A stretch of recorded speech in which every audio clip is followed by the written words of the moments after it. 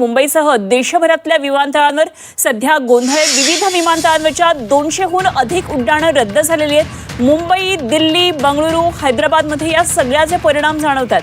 कर्मचाऱ्यांच्या कमतरतेमुळे विमानसेवेला मोठा फटका बसलाय आणि कर्मचाऱ्यांच्या कमतरतेमुळे इंडिगो विमान कंपनीला देशभरातल्या विविध विमानतळांवरची 200हून अधिक विमान उड्डाणं आता रद्द करावी लागली आहेत। अनेक विमानांच्या उड्डाणाला विलंब सुद्धा झालेला आहे आणि यामध्ये प्रामुख्याने महानगरांमध्ये मोठा याचा फटका बसताना आपल्याला पाहायला मिळतोय।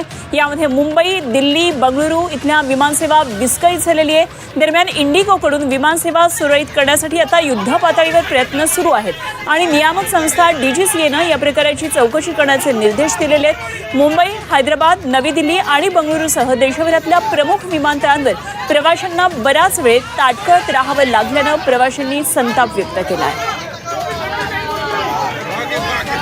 एकदा आपण ग्राफिक्सद्वारे ही सगळी महत्त्वाचे मुद्दे यातले पाहूयात। 1 नोव्हेंबरपासून फ्लाईट ड्युटी लिमिटेशनचे नवे नियम लागू झालेले आहेत। विमानसेवा खोळंबण्याची कारणं काय ते आपण पाहतोय।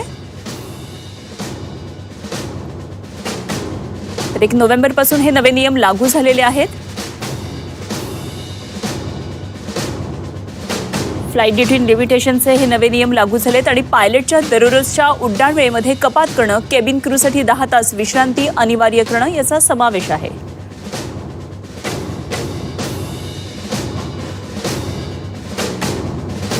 केबिन क्रूच्या संख्येमध्ये यामुळे घट झाल्यानं विमानसेवेवर याचा परिणाम होतोय।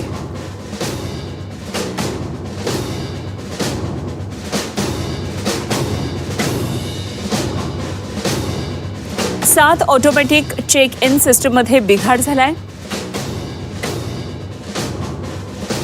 जी चेक इन सिस्टम असते अशा या 7 ऑटोमॅटिक चेक इन सिस्टममध्ये बिघाड झाल्याचं कळतंय। त्यामुळे ही विमानसेवा खोळंबण्याचं एक महत्त्वाचं कारण आहे। चेक इन सिस्टममध्ये बिघाड झाल्यानं मॅन्युअल पद्धतीनं काम सुरू आहे।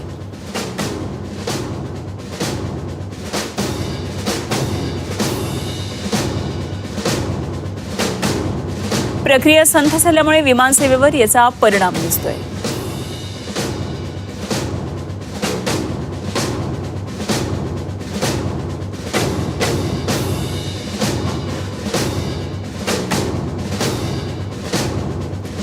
तर सध्या इंडिगो विमान कंपनीला याचा मोठा फटका बसतोय आणि त्या कंपनीचा ज्यांनी फ्लाईट बुक केलेले आहे अशा या प्रवाशांना सुद्धा याचा मोठा फटका बसतोय।